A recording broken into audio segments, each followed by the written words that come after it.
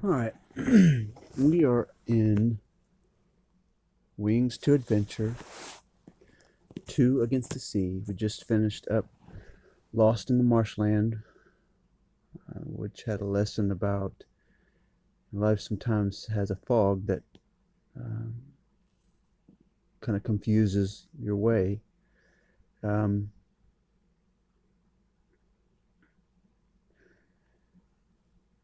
eh, let's see. So we're going to go to the next story. All right. 2 Against the Sea.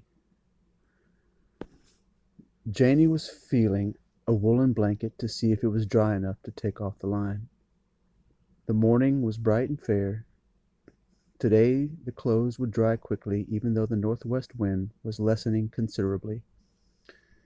The weather today was certainly nothing like yesterday's.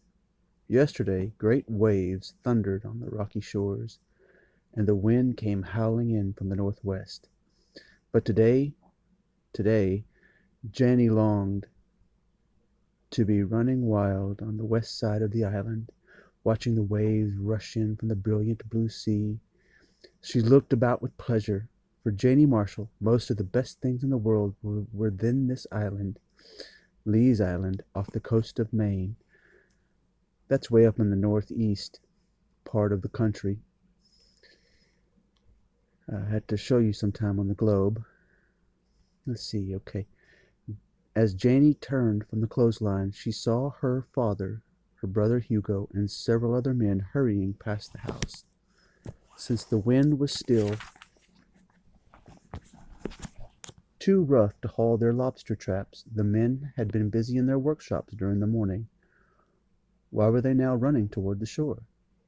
"What's the matter?" she shouted. "Is somebody hurt or something?"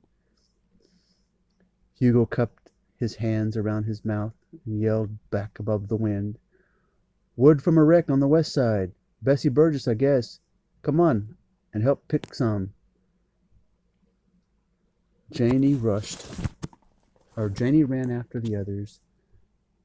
As she came out of the woods onto the high ground, she could see the whole western shore. The great rocks kept appearing and disappearing in a crashing smother of white foam. All along the nearer shore, the men and the older boys climbed around on the rocks. Smaller children rushed excitedly over the grassy slopes. Women and little girls sat on the banks to watch the beachcombers. Janie found her father and Hugo among the workers in the open shore, pulling planks out of the surf and carrying them to dry ground.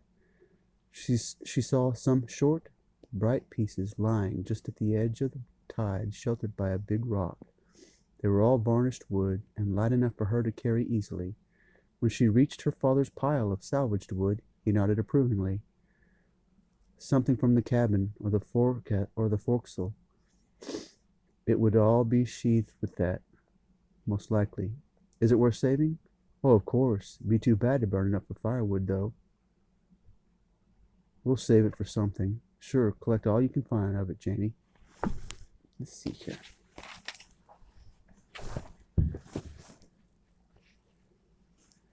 She went to work with great eagerness, and soon she had gathered all she could find of the varnished sheathing in this one spot. She went farther along the shore, looking for more. It was easy to spot, for all the other pieces were so huge. Sometimes 3 men would be skidding around in the rockweed as they pulled together on one great timber. The shore of the island seemed crowded with the hurrying, panting, struggling figures. They hurried because if the wind shifted when the tide changed, all this treasure would be carried out to sea and taken elsewhere. Janie moved on to another beach, found new pieces of sheathing, and then went farther. Now and then she climbed carefully down among the rocks to get a hold of a piece flung up by a wave. All at once she realized she had come to Pond Cove, and nobody else had worked down the shore this far. She had this beach all to herself, and for a few moments she stood still to enjoy it. Jenny roused herself. "Have to get to work," she said sternly. "Can't stand around dreaming."